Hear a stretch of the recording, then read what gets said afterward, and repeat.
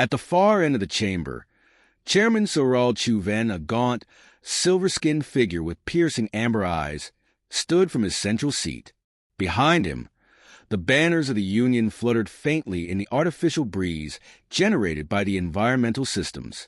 His voice, calm but weighted with authority, filled the chamber. Ambassador Mills, we convene this session to address a matter that threatens the foundation of our Union. The Dominion Accord has been brought to light. A faint murmur rippled through the assembly. Kyle stood motionless, his sharp features betraying nothing.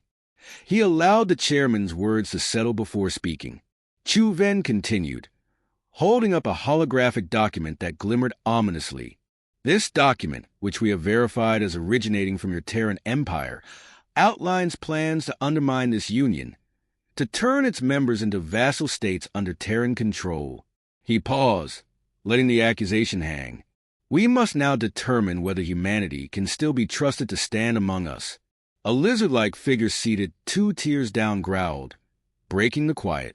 General Vrax Korthan of the Raxum Dominion leaned forward, his sharp teeth bared in anger. Trusted? They should never have been allowed here in the first place. My people warned you about these barbarians when they first crawled from their planet's gravity well.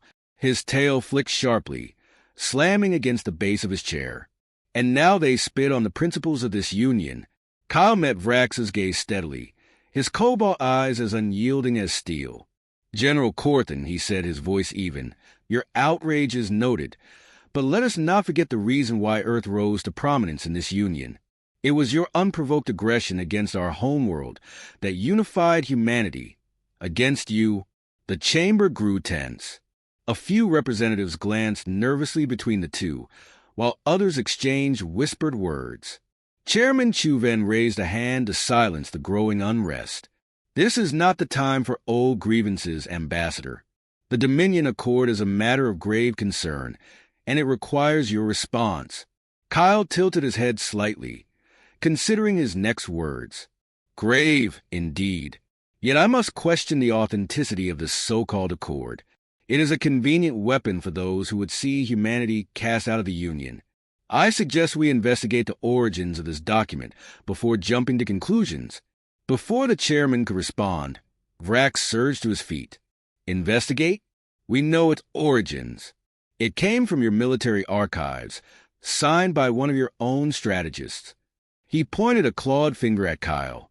Elias Kern, a name known to you, I believe. The name struck Kyle like a physical blow, though he refused to show it. Kern was once a trusted scientist, one of the brightest minds in Earth's strategic command. His betrayal had sent shockwaves through Terran leadership years ago, and now his name resurfaced like a vengeful specter. Dr. Kern, Kyle said slowly, his tone measured, is a defector who fled to your dominion after he betrayed the Terran Empire. If this document bears his name, then we must question its veracity. A man who betrays once will betray again. You would deflect blame as easily as you wield your fleets, Vrax spat. Your arrogance is boundless. Enough. The chairman's voice cut through the growing argument, silencing the room. He turned to the other delegates, his amber eyes scanning their faces. The Union has faced countless crises, yet none as insidious as this. The Terran Empire has always stood apart, powerful, necessary, and deeply mistrusted. We cannot allow this fracture to fester. Several delegates nodded in agreement. Others avoided meeting the chairman's gaze, wary of being drawn into the growing maelstrom. Kyle felt the weight of their stares. This was more than a trial of humanity's trustworthiness. It was an existential question of his people's place in the galaxy. He had spent years rebuilding the fragile bridges that war had burned, forging alliances that had seemed impossible. And now, it could all crumble. We propose an immediate investigation, Chuven said, to uncover the truth behind this document. In the interim, the Terran fleets must disarm a portion of their forces as a show of good faith. A low growl rumbled in Kyle's throat, too soft for anyone but himself to hear. He knew the demand was a trap. Disarmament would weaken humanity's position, leaving them vulnerable to opportunistic attacks. And yet, refusal would be seen as an admission of guilt. Chairman, Kyle said, stepping forward, his voice unwavering. Humanity will cooperate with this investigation, but I urge caution. We are not the enemy here. I ask the Council to remember who we truly face. The Scourge. They advance on our colonies even now, threatening all life in this galaxy. Division will only hasten our fall. For a moment, the chamber was silent. Then Vrax laughed, a harsh, guttural sound. The Scourge? Convenient that you invoke them now. Terran, tell me, will you save us from them too, after you've made us your slaves? Kyle clenched his jaw but said nothing. To respond would only add fuel to the fire. Instead, he turned to the chairman, giving a single nod. The Terran Empire stands ready to defend the Union, despite the mistrust we face. We will prove our loyalty through actions, not words.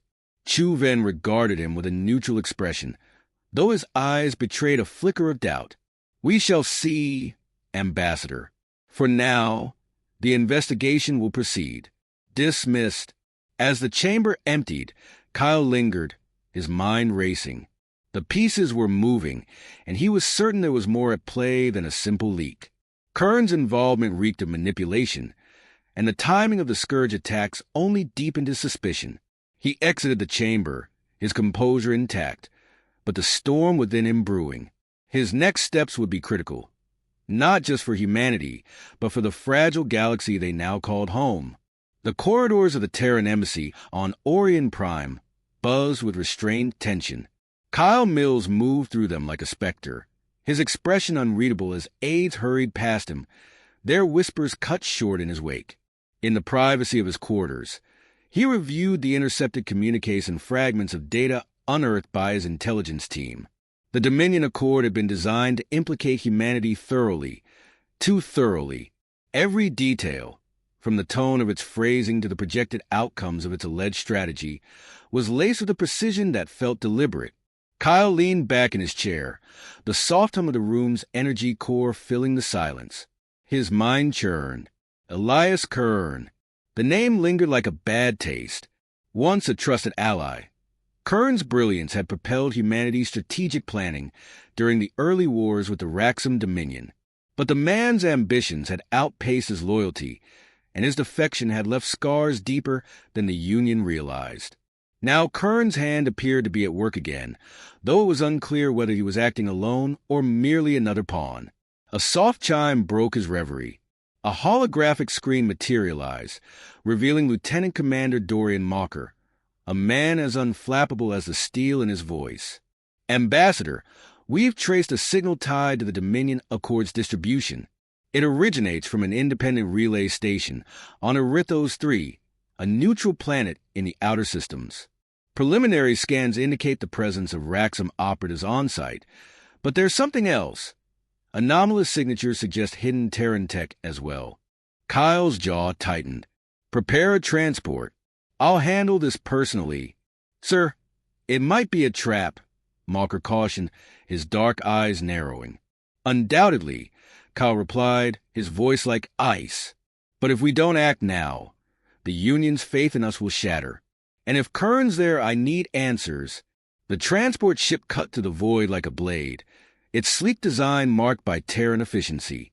Kyle stood in the cockpit, staring out at the swirling gas clouds that surrounded Erythos 3, a dusty, windswept rock of a planet. It was a known hub for black market dealings and off-the-record negotiations, the perfect place to mass treachery. As the ship descended, Kyle reviewed his team's mission parameters.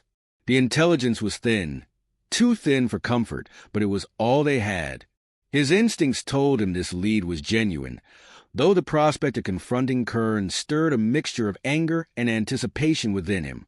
The docking bay was a hive of activity, with merchants, smugglers, and mercenaries bustling under the flickering glow of outdated lighting systems. Kyle's black diplomatic uniform stood out among the crowd, but his presence was enough to part the sea of bodies. Even here, on this lawless world, the weight of the Terran Empire's reputation silenced potential trouble. Mocker and a small detachment of operatives shadowed him as they made their way through the station. Their destination was a nondescript building near the outer ring of the settlement. Inside, the stale air reeked of oil and burnt circuits. Kyle's eyes scanned the room, landing on a terminal at its center. "This is it," Malker confirmed, gesturing to the console. His operatives fanned out, securing the perimeter as Kyle approached the terminal. The moment his fingers brushed the console, a voice echoed from behind. "Still chasing ghosts? I see." Kyle froze, his hand instinctively dropping to his sidearm. Slowly, he turned to face the source of the voice. Standing in the shadows was Elias Kern, his figure gaunt but his posture defiant. A faint smirk played on his lips as he stepped into the dim light, his eyes gleaming with a mix of bitterness and triumph. "Kern," Kyle said, his tone cold enough to freeze steel. "You've made this far too easy." "Easy?" Kern laughed, the sound brittle. "You flatter me, Mills. I'd hoped you'd come, though I expected a little more resistance. Are the Terrans getting soft or just desperate?" Kyle ignored the jab, his focus unwavering. "You're behind the Dominion Accord. Why? What's your endgame?" Kern's smirk widened. "Endgame? You think so small, Kyle. This isn't about me. It's about humanity, about what we become, and what we could be if we weren't shackled by the Union's petty politics." "Enough with the grandstanding," Kyle snapped, stepping closer. "You've put us all in jeopardy. Do you even understand what's at stake? The scourge is at our borders, and you're playing at sabotage." Kern's expression darkened. "You think the scourge is a real threat? Open your eyes, Ambassador. The Union fears us because they see the truth. Humanity doesn't belong among them. We're stronger, smarter, more ruthless. We'll either dominate them or destroy them." I just accelerated the process. The weight of Kern's words pressed on Kyle's chest, but he refused to let it show. "You're a traitor," he said, his voice low and venomous. "And I won't let you drag us down with you." Kern raised a hand, signaling something behind him. Instantly, the room erupted into chaos. Operatives in Raxum Dominion armor stormed the space, weapons drawn. Malker barked orders as his team engaged. The room filled with the hiss of plasma rounds and the flash of energy shields. Kyle ducked behind a console, drawing his own weapon. Through the haze of combat, he saw Kern retreating toward a hidden exit. Fury ignited within him, and he surged forward, weaving through the firefight with the precision of a predator. He caught up to Kern in a narrow corridor, slamming him against the wall. "You're not escaping," Kyle growled, his grip iron tight. Kern struggled, his smirk returning despite the situation. "You don't see it, do you? This was never about escape. The seeds have already been sown, Kyle. Whether you kill me or not, the Union's faith in humanity is already crumbling. And when the scourge comes, they'll tear themselves apart. Just as planned." Kyle's fist collided with Kern's jaw, silencing him. The man slumped unconscious, but his words lingered. Kyle dragged him back toward the main chamber, where Malker's team was mopping up the remaining hostiles. "Secure him," Kyle ordered, his voice like steel. He turned to Malker, his expression grim. "The Dominion Accord may not be the only part of this plan. We need to move fast." Malker nodded, his face set with determination. "What's the next step?" Kyle glanced at Kern's limp form, his mind already racing ahead. "We return to the Council. If the Union falls apart now, there won't be anyone left to stop the scourge. Kern's words were meant to divide us, but we'll use them to unite." The transport lifted off, leaving the desolate planet behind. Kyle sat in silence, the weight of the situation pressing on him. Kern had revealed a truth Kyle had long feared. Humanity's strength was both its greatest asset and its most dangerous weapon. Now, he had to wield that strength carefully, or risk becoming the monster the galaxy already believed him to be. The Grand Chamber of the Union's High Council was a theater of tension, its soaring arches and intricate engravings of interstellar unity marred by the palpable divide in the room. Delegates from every major civilization filled the semicircular rows, their expressions ranging from curiosity to outright disdain as they awaited the trial's commencement. At the center, bathed in the unforgiving glow of 100 overhead lights, stood Kyle Mills. He was alone at the defense podium, his imposing presence unshaken despite the accusatory gazes fixed upon him. Chairman Soral Chuven presided over the proceedings, his silver robes gleaming under the light. His voice, measured and authoritative, echoed through the chamber. Today's inquiry is not merely about the Dominion Accord, but the role humanity has played in our union. Are they, as some claim, a stabilizing force, or do their ambitions make them a threat to galactic peace? His words lingered in the air, heavy with implication. To Kyle's right, Vrax Corthan leaned forward, his scaled hands gripping the edge of his desk. The reptilian general's voice slithered through the air like venom. We don't need a trial to see the truth. Humanity's history speaks for itself. Their aggression, their disregard for other species, their so-called rules of war, they are a plague upon this union. Kyle's eyes locked on Vrax, his calm gaze a blade that cut through the lizardman's tirade. He didn't flinch, even as murmurs of agreement rippled through the assembly. Instead, he waited for the noise to subside before speaking, his voice deliberate and unwavering. You attacked Earth, General. You tore through civilian colonies, destroyed countless lives, and expected no retaliation. Humanity's response was not born of malice. It was survival. Survival? Vrax spat, rising from his seat. You annihilated generations of my people, reduced entire worlds to cinders.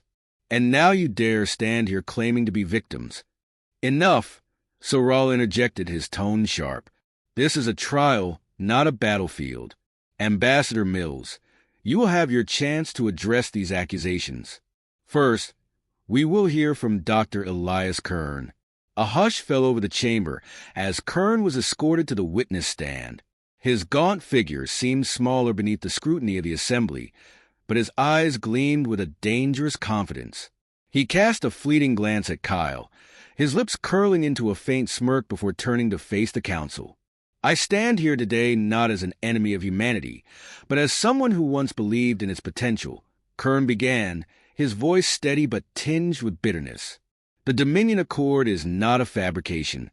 It is a vision, a blueprint for what humanity seeks to become. Dominant, unchallenged, the rulers of this galaxy. Kyle's jaw tightened, but he held his tongue. He knew better than to interrupt, even as the murmurs grew louder around him. Kern continued, his words deliberate, calculated. I helped draft parts of that document, not as an act of treachery, but as a scientist anticipating the trajectory of Terran strategy. I defected because I saw what was coming. If the Union doesn't act now, they will find themselves under Terran rule before they realize it. The room erupted into a cacophony of voices. Soral banged his gavel, demanding order. Ambassador Mills, he said, his eyes narrowing. You may respond. Kyle stepped forward, his every movement deliberate, his presence commanding. He let the silence stretch for a moment, forcing the room to hang on his words. Dr. Kern's testimony is as flawed as his loyalty, he began, his voice calm but cutting. The Dominion Accord is not a directive from the Terran Empire. It is a fiction crafted from scraps of classified data and stitched together to paint humanity as a threat. He turned, addressing the assembly directly. Yes, humanity has fought wars. We've made mistakes. But so has every species in this chamber. The difference is that we have learned from our history, the rules of war we adhere to, the diplomacy we practice. These are not signs of weakness, but of growth. Kern speaks of dominance because he sees strength and misunderstands it as ambition. Vrax rose again, his voice a roar. You expect us to believe this? That humanity's unparalleled military buildup is just precautionary? That your fleets, your weapons, your growth, as you call it, aren't meant to subjugate us all? Kyle turned to him, his expression cold. Our fleets exist because you attacked us, because the scourge lurks in the shadows, waiting for us to falter. If humanity's strength unnerves you, General, Then perhaps you should examine why your species has twice brought us to the brink of war. Soral intervened once more, his voice firm. Enough. This debate serves no purpose. We must focus on the evidence. He gestured to one of his aides, who activated a holographic display. Images and data filled the air, fragments of the Dominion Accord interspersed with intelligence reports from Terran, Raxum, and neutral sources. As the council reviewed the material, Kal stepped closer to the display. Chairman, he said, his voice steady but insistent, I request permission to present new evidence. Soral hesitated, then nodded. Proceed. A second holographic display flickered to life, showing intercepted communications between Kern and Raxum operatives. The timestamps aligned suspiciously with the leak of the Dominion Accord. Kyle's voice rang out, cutting through the tension. These transmissions reveal Kern's coordination with the Raxum Dominion. They fabricated parts of the Accord, using kernels of truth to weave a damning narrative against humanity. The revelation sent shockwaves through the chamber. Vrax Corthan's face twisted in fury, his claws digging into the desk. Lies, he bellowed, but his voice lacked conviction. Kyle pressed on, his tone relentless. Kern's actions were not those of a whistleblower, but of a manipulator. He sought to fracture the Union, to weaken humanity, and leave us vulnerable. The question you must ask yourselves is this: who benefits from a divided Union? Soral leaned forward, his gaze piercing. And what are the classified Terran data used in the Accord? Can you deny its authenticity? Kyle met his gaze without flinching. I cannot, but context matters. That data reflects contingency plans, not policies. Humanity has always prepared for the worst because the galaxy has shown us its worst. We have no desire for dominance, only survival. The chamber fell silent, the weight of his words settling over the assembly. Soral's expression remained unreadable as he addressed the delegates. We have heard the accusations and the defense. Now we must deliberate. This trial will adjourn until tomorrow. As the delegates filed out, their voices hushed with speculation, Kyle remained at the podium, his gaze fixed on Kern. For a moment, their eyes met, a silent exchange of defiance and resignation. You're playing a dangerous game, Kern said softly as he was escorted away. And you've already lost, Kyle replied, his voice low and resolute. The trial had revealed cracks in the Union's unity, but it was far from over. Kyle knew the real battle lay ahead. Not just against the Scourge, but against the fear and mistrust that threatened to tear the galaxy apart. As he left the chamber, his thoughts turned to the stars and the enemies lurking beyond them, visible and unseen. The bridge of the Terran flagship Resolute thrummed with controlled chaos. Officers moved with purpose, their voices clipped as they coordinated fleets across scattered star systems. At the center of it all stood Kyle Mills, his presence magnetic and unyielding. The vast tactical display before him glowed with the shifting positions of ships, pulsating red where the Scourge's relentless swarms advanced. The Union's scattered fleets were represented in fractured hues, their cohesion tenuous at best. The galaxy's survival hung on a knife's edge, and Kyle knew it. The Scourge's attack had come faster and harder than anyone had anticipated, overwhelming colonies and entire systems. They moved with predatory precision, their hive-mind coordination shredding any disjointed resistance. It was a fight no one species could win alone. We're receiving transmissions from the Raxum Dominion, sir, an officer reported, her voice strained. General Vrax Corthan is requesting immediate assistance. Their third battle line has collapsed. Kyle's expression tightened. He had known this moment would come, yet the irony was bitter. The Raxum Dominion, so adamant about humanity's alleged ambition, now faced annihilation and had no choice but to seek help from the very force they distrusted. Patch it through, he ordered. The screen shifted to display Vrax, his usually imposing figure diminished by exhaustion and desperation. Smoke and fire flickered behind him, the remnants of a bridge under siege. Ambassador Mills, Vrax began, his voice low and ragged. I will not mince words. We need Terran reinforcements. Now, Kyle stared at him for a moment, letting the weight of the plea settle. He could see the barely contained fury in Vrax's reptilian eyes, the indignity of asking for aid tearing at him. But this was not the time for pride. "Send me the coordinates of your position," Kyle said, his tone measured. "I'll dispatch the 7th and 9th fleets to reinforce your lines." Vrax's jaw tightened, his gaze burning with an unspoken acknowledgement. He gave a curt nod before the transmission cut. Turning to his officers, Kyle began issuing orders, his voice cutting through the tension like a blade. "Mobilize the 7th and 9th. Tell Admiral Kane he has full operational authority once they arrive in Raxum space. Instruct him to hold the Dominion's line at all costs." "Yes, sir," the officer replied, already moving to relay the command. As the fleets shifted into action, Kyle felt a brief pang of unease. Every decision now carried unbearable weight. Every sacrifice was a gamble with billions of lives. The Union's disarray had left him with no choice but to assume unilateral command, a reality that was both a necessity and a vindication of humanity's strength. But he could not shake the knowledge that these decisions would fuel the fears of those who already saw humanity as a threat. A proximity alarm blared, pulling him from his thoughts. "Report," Kyle barked. "Scourge fleet incoming," an officer said. "They've breached the Lothran perimeter. Estimated time to engagement, 20 minutes. Prepare the fleet for interception," Kyle ordered. His voice betrayed no hesitation, but his mind raced. The Union's forces were scattered across too many fronts, and they could not afford another loss. If the Scourge reached the inner systems, it would be the end. Moments later, another transmission came through. This time, it was Chairman Soral Chuven, his holographic image flickering to life on the bridge. The elder statesman's usual composure was strained, his face drawn. "Ambassador Mills," he began, "the Council has formally ratified your emergency authority. The fleets are yours to command.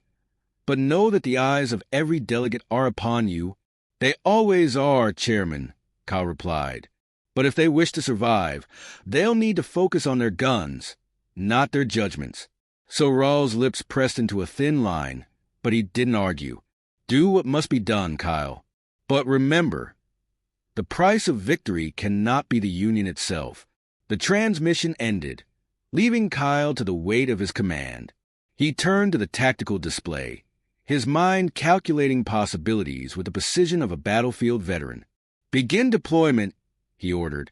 "Focus fire on their vanguard. If we can break their initial push, we might force them into disarray." The crew moved as one, their faith in him palpable. Yet, as the fleet surged forward, Kyle couldn't ignore the creeping doubt gnawing at him. Was he leading them to salvation, or merely delaying the inevitable? When the Scourge fleet arrived, it was a nightmare of organic monstrosities and twisting bioships. They moved as a single, writhing entity, their unrelenting advance a grim reminder of the hive mind's singular purpose: consumption. The Resolute shook as the first wave of Scourge fighters slammed into the Terran defensive line. Explosions lit the void as human ships unleashed their firepower, carving through the enemy with ruthless efficiency. But the Scourge adapted quickly, their tactics shifting with each engagement. Where one line of defense held firm, another buckled under the swarm. Kyle's voice cut through the chaos, issuing commands with the authority of a man who had lived and breathed war. Rotate the flanking squadrons to reinforce the center. Redirect auxiliary power to the forward shields. Despite the carnage the Terran fleet held, ships that fell were replaced by reinforcements, their sacrifice buying precious time. In the chaos, the Union fleets began to rally, their disparate formations coalescing under Kyle's unifying strategy. Even the Raxum Dominion, battered and bleeding, moved to fill the gaps in the line. Hours passed in a relentless blur of combat. The Scourge pressed on, their numbers seemingly endless. But for every Terran ship that fell, 5 Scourge vessels followed. Kyle's tactics, honed through years of brutal warfare, turned the tide, forcing the Scourge into a desperate retreat. As the final enemy ship disintegrated into the void, a stunned silence fell over the bridge. The victory had come at a staggering cost. Entire fleets reduced to debris, countless lives lost. Yet, for the first time in months, the galaxy had struck a decisive blow against the Scourge. A faint cheer rose from the crew, but Kyle remained silent, his gaze fixed on the tactical display. The cost of victory weighed heavily on him, the faces of the fallen haunting his thoughts. He knew this was only a reprieve. The Scourge would return, stronger and more relentless than ever. A new transmission came through, this time from Vrax Corthan. The reptilian general's image flickered onto the screen, his expression grudgingly respectful. "You have my gratitude, Mills," he said, his voice low, "and my warning. Today, we fought as allies. But tomorrow, humanity's strength will be questioned again." Kyle met his gaze, unflinching. "Tomorrow can wait, General. Today, we ensured there is a tomorrow." The transmission ended, and Kyle allowed himself a rare moment of quiet. He looked out at the stars, their cold light a stark reminder of the endless challenges ahead. Humanity's place in the galaxy was far from secure, but for now, they had proven their worth. Not through domination, but through unity. Still, he couldn't shake the feeling that the seeds of distrust remained. The galaxy would not forget humanity's strength, nor the price it demanded. And as Kyle stood on the bridge of the Resolute, he knew that his battle was far from over. Peace, fragile and fleeting, was both his greatest hope and his heaviest burden.